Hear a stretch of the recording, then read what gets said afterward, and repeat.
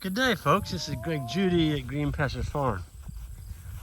Ike and I are getting ready to move the cow mob for their afternoon move. We moved them this morning in what we call the woods paddock. It's a beautiful savanna back in there. They're all laid down, but it won't take much to get them up. Here they come. Isn't it amazing? They see us, they're ready to rock and roll. This is Gary's farm. This is our newest one. This is one we leased here this spring. We had to fix the perimeter fence on it before we could bring the cows in. But after that rain we got in August, the first week of August, we got, it was about 9 inches over 11 days.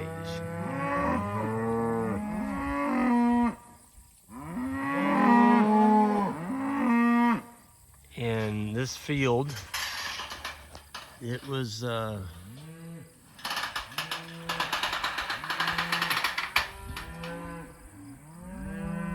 pretty well brown. It's not brown today. We caught a quarter inch. This is the 13th. Yep, this is September 13th. We just got done with our grazing school last weekend. Woo! Yeah! I don't even know that gate's open. Woo! Oh, here comes one. Yeah! Woo! Ah, there's one. Only takes one. Come on, girlie, let's go.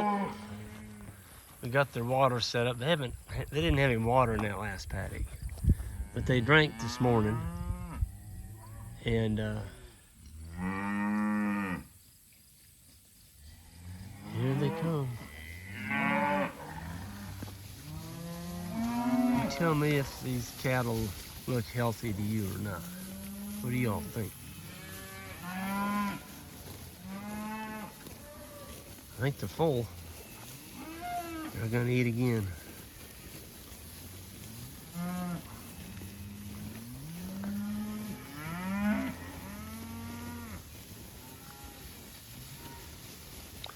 Woo!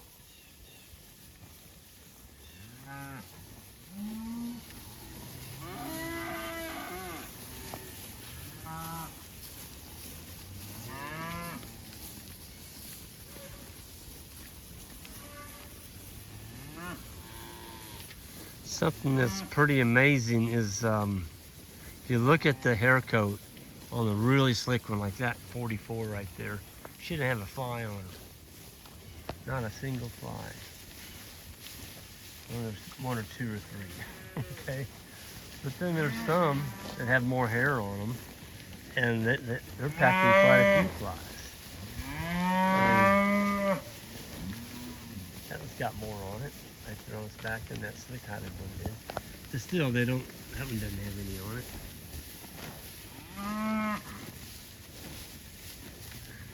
There was one that came by me a while ago. She had longer hair.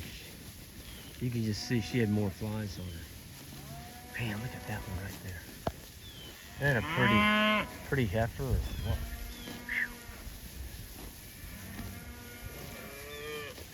We've really got some really nice calves this year.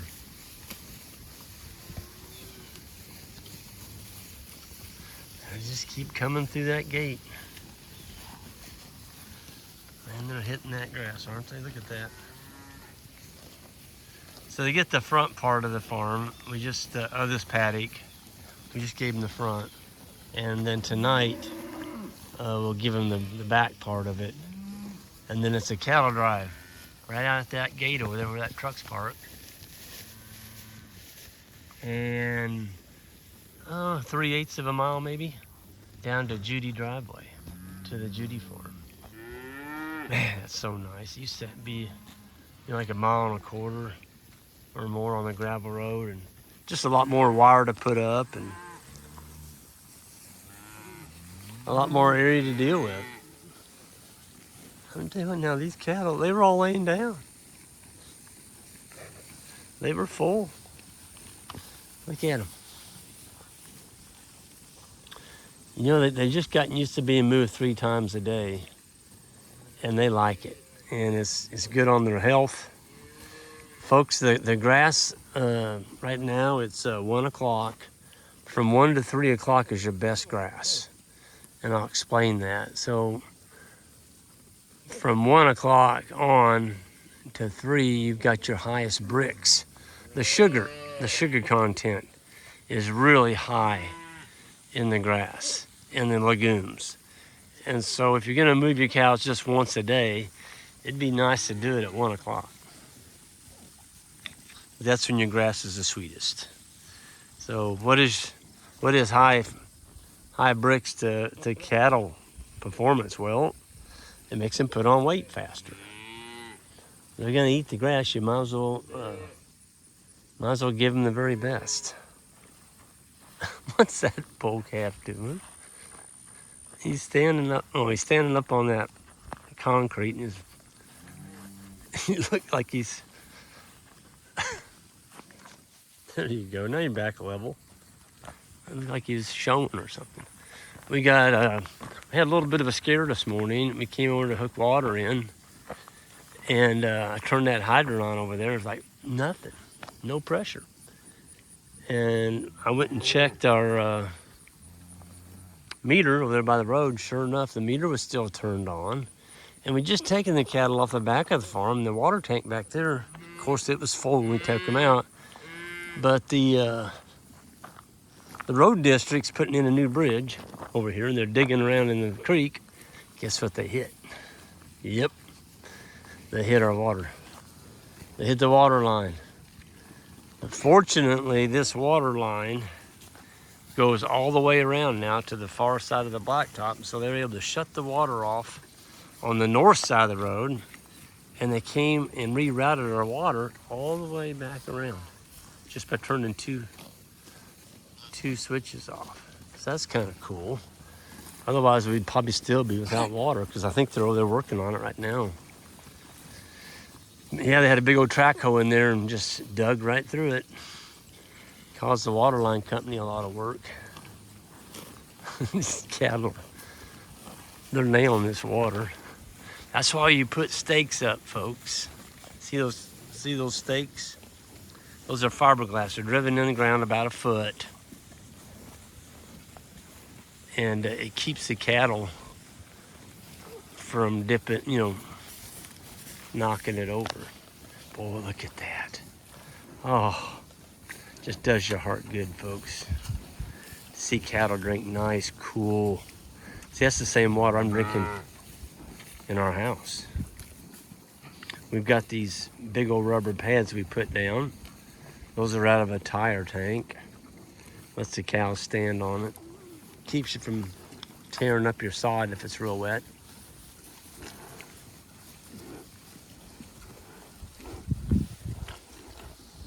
Man, oh man, look at that. Just a sea of red cattle eating green grass. And they've got a really nice area back over here by the mineral. We put a mineral feeder, well, right to Ike's at. There's a gate going in. We opened that gate, and there's a really nice savanna over there. It's got some shade in it, lush, tall grass. So they'll fill up, and they'll probably go there and lay down in that savanna. I think that's where I'd go. Man, that water's keeping up nice. You notice what we did here, folks? We tied on that poly wire right there, poly braid, and it goes over the top of our hose over to that hydrant.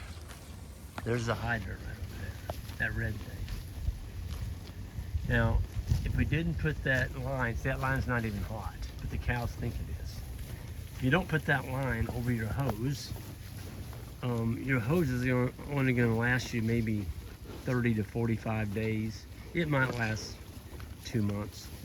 with cows stomping on it all day long, going back and forth across it. That's a $40 hose. That's a Flexzilla. Flexzilla. It's a anti-kink. I love those hoses. I've never had one fail. So protect your hose. That's the gist of that. Don't let cattle walk on it. Man, folks, that's the cheapest thing you can put in animals right there. High quality water. I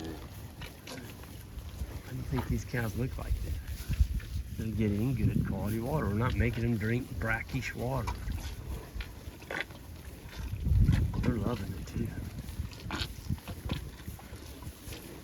Even the little calves, they're up there like, Mom, I like to get a drink too. Look at that one, he's sticking his head. He's trying to get his head in there. He got it in there. Oh. Look at that. He stuck his head under his mom's neck. He's like, Mom, I gotta have a drink. Milk isn't getting all of it. Need to drink. Wash this grass down.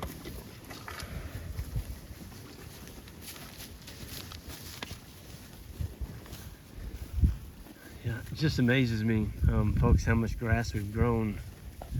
We just grazed this, I think it was around 35 days ago. But it's amazing when you get ample rain, how it'll kick in and help you. There's orchard grass, there's bluegrass, fescue, clover, weeds, a few weeds thrown in. Not very many weeds. There's a little bit of foxtail. Where those cows are grazing right there, that's where Gary used to feed his hay, and he fed it in bale rings. So we took this farm over this spring. This was all hay. It was real thick. It must have been 1.5 feet deep out there. And so we brought our truck in here with pitchforks, and we loaded up all that hay, because it was, some of it was probably close to 2 foot thick. And we just loaded it all up and brought it over, and Jan used it in her garden for mulch, so we grow some tomatoes. And look at this grass. So by getting all that hay off of there, it was so thick that it wouldn't let the grass come up. Look at that. Tell you what, now that's some serious grass.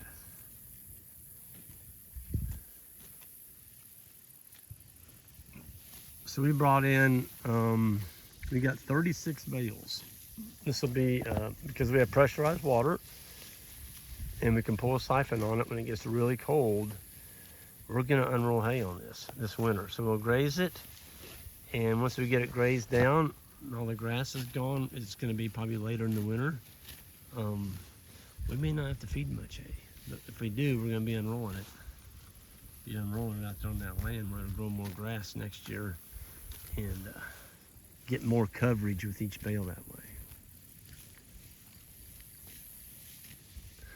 If I lived in Canada where the ground was froze all year, I'm sorry, all year, all winter, I would be bale grazing.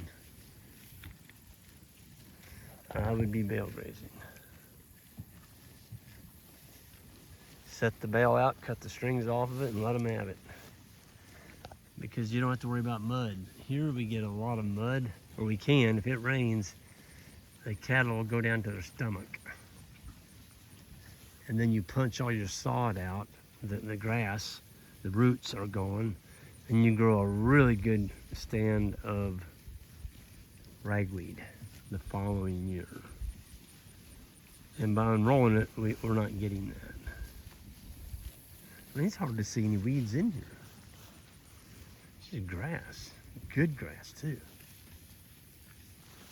You look down in this canopy, look at that. Oh, no. That ground is moist. See that? It's moist. We got that 1/4 inch rain. There's a hole there of some kind. Huh. Yeah, we got a 1/4 inch rain on a Monday night. So it's Ike and I, we're holding the farm down. Isaac is in Minnesota. He's doing a grazing school there with George. and Jackson's at National Guard camp, and Jan went to Wyoming. Just spend some time with one of her girlfriends and help her out doing some chores around her farm at. Yeah, this is awesome. Folks, I'm gonna get out of here and let the cows enjoy the rest of their day. And then they'll be getting that big old piece out there tonight. And they're just packing weight on. Folks, this is the time to put weight on cattle in September. Don't wait till it gets cold. It gets cold, they're burning too many calories. So if you got cattle that are thin, they're not putting on weight for whatever reason, you need to get rid of them. Because they're not magically gonna put on weight in December, January, February. They're gonna get thinner, and now they've ate your grass for 3 more months, and they still didn't pay you anything back. They just stayed thin. You need to get rid of them. They're not performing. So keep the ones that look like that. Wow. Folks, that's a calf that was born. Let me get her tag number. Yeah, that's a 2022. That's the second heifer born in 2022. She is a beaut. Whew. Absolutely. Should go about 650 to 7. She's thick. She's just thick. All right, I'm gonna get out of here. Everyone have a good one and hit that subscribe button on the way out. I'm gonna see you next time.